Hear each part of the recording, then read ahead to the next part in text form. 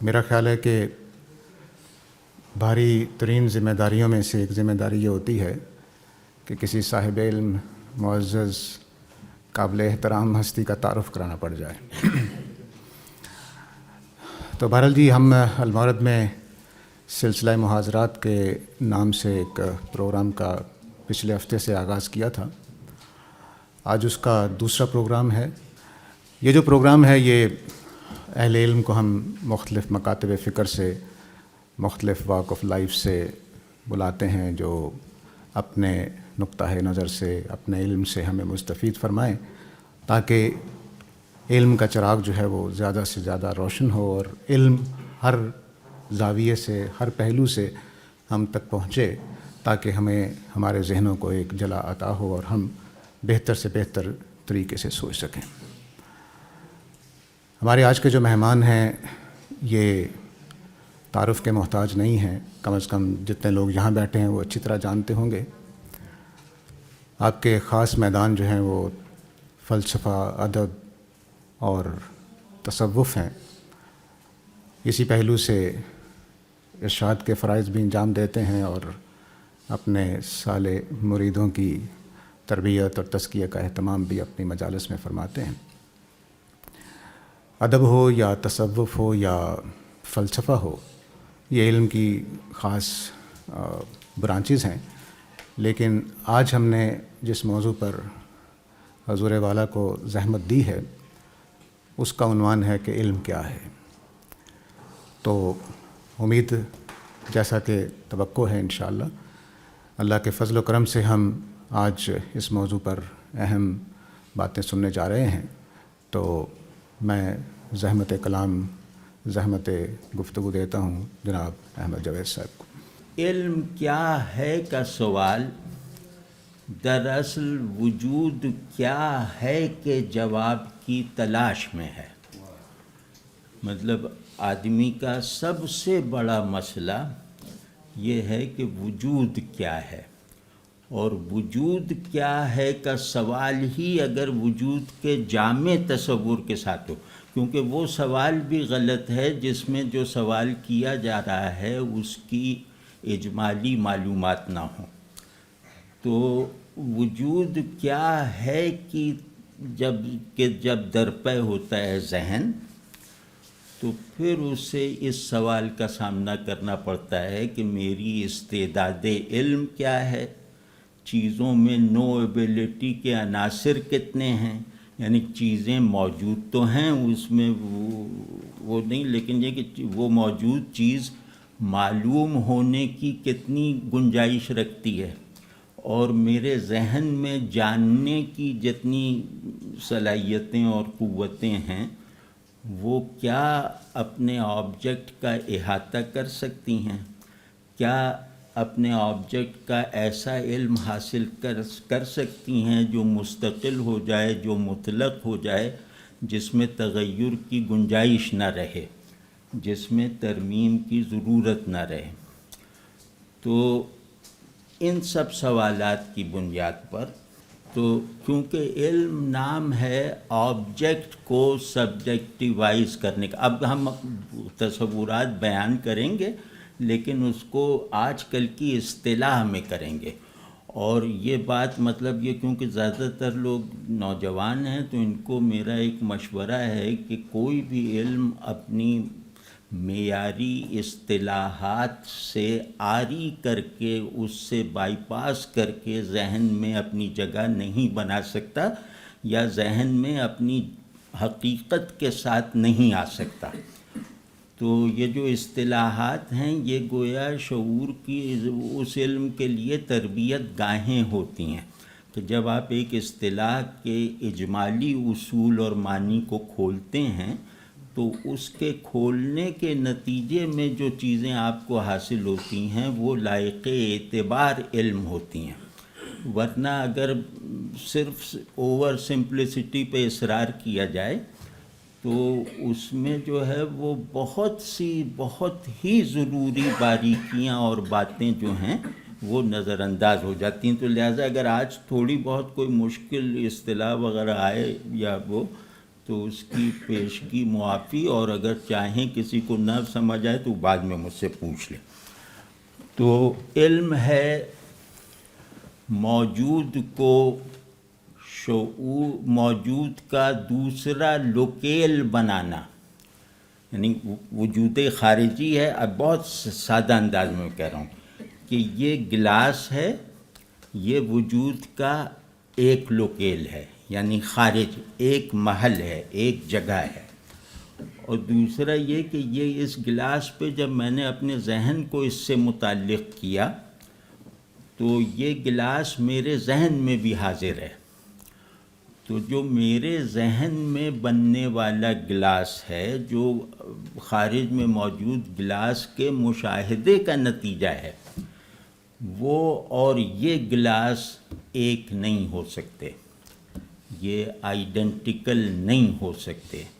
ان کا اور ان کا جو تعلق ہے وہ دلالت کا تعلق ہے، مدلول واحد نہیں ہے۔ واضح نا، دلالت کا تعلق ہے کہ ذہن میں موجود جو وہ گلاس ہے وہ خارج میں موجود گلاس کو دوبارہ دیکھنے میں پہچاننے کی سہولت دے دیتا ہے۔ تو ایک تو یہ کہ پہلی تعریف یہ ہے کہ سبجیکٹ اور آبجیکٹ ریلیشن شپ، امید ہے کہ سب لوگ یہ جانتے ہوں گے، یہ مسلمات میں سے ہے کہ سبجیکٹ یعنی میں، آبجیکٹ یعنی مجھ سے باہر یا میرے اندر کوئی ایسی چیز جسے میں معلوم کرنا چاہوں، جسے میں اپنے شعور کا باسی بنانا چاہوں، اپنے شعور میں موجود نظام وجود میں اسے کھپا سکوں۔ تو وہ جو ہے اس کو ہم کہتے ہیں کہ آبجیکٹ اور سبجیکٹ ریلیشن شپ کا وہ نتیجہ جو ذہن کی تحویل میں ہے اسے علم کہتے ہیں۔ یعنی کہ علم کی پہچان، علم کی ابتدائی ترین تعریف یہ ہے کہ وہ کانشس فارمز، یعنی ذہن میں موجود وہ صورتیں جو میرے لیے لائق شناخت ہوں، یہ علم کی پہلی تعریف ہے، پہلی ڈیفینیشن ہے۔ کہ ابھی صحیح اور غلط کا سوال نہیں اٹھا، ابھی یہ کہ ذہن اپنے اندر موجود صورتوں کو جتنا پہچانتا ہے تو اس کی یہی پہچان علم ہے، اور یہ پہچان اسے یہ اطمینان اور اعتماد دلاتی ہے کہ علم اس کے شعور کی ساخت میں داخل ہے، اس کے دماغ پر باہر سے وارد ہونے والا کوئی جبر نہیں ہے۔ تو دوسری تعریف یہ، اس کو ذہن میں رکھیں، اب اس سے آگے ہم جیسے ایک سیڑھی چڑھیں گے۔ دوسری تعریف، اس سے اگلا مرحلہ یہ ہے کہ شعور کی اصل دلچسپی، یعنی علم کی جو فیکلٹی چلانے والی قوت ہے، اس کی اصل دلچسپی اس علم سے ہے جس میں وہ معلوم پر غالب آ جائے، یعنی وہ معلوم کو اپنے تصور زندگی یا تصور حقیقت وغیرہ کے مطابق بنا لے۔ تو یہ وہ درجہ ہے جس کو اصطلاح میں کہتے ہیں، اب اصطلاحیں انگریزی میں ہیں کیونکہ اردو میں تو کوئی علمی کام ممکن ہی نہیں ہے، تو وہ جو ہے وہ ہے کہ آبجیکٹ کو سبجیکٹیوائز کرنا، تو اور اس سبجیکٹیوائزڈ ورژن آف آبجیکٹ کو حقیقی بنانا، نہ کہ ایک ایونٹ کے طور پر موجود آبجیکٹ حقیقی ہے۔ یہ علم کا محرک نہیں ہے، علم کا محرک یہ ہے کہ یہ آبجیکٹ اس اپنی تکمیل کے لیے میرے اپلائی ہونے کا تقاضا کر رہا ہے، یہ میرے ذہن، ہر آبجیکٹ اپنی تکمیل کے لیے میرے ذہن پر دستک دے رہا ہے۔ تو اس دستک کو سن کر اپنی مرضی سے کسی پہ دروازہ کھول دینا، یہ گویا علم کی تشکیل کا آغاز ہے۔ واضح ہے نا یہ بات؟ تو اس کو کہتے ہیں سبجیکٹیوائزیشن آف دی آبجیکٹ۔ تو اور اس میں بنیادی نقطہ یہ ہے کہ اس میں شعور کا جو خلقی داعیہ ہے اپنے اہداف سے متعلق غلبے کا، یعنی صحت غلبے کے ساتھ، یعنی وجود علم میں آنے سے پہلے نظام وجود ناقص ہے، علم میں آ کر اس کا نقص دور ہوتا ہے.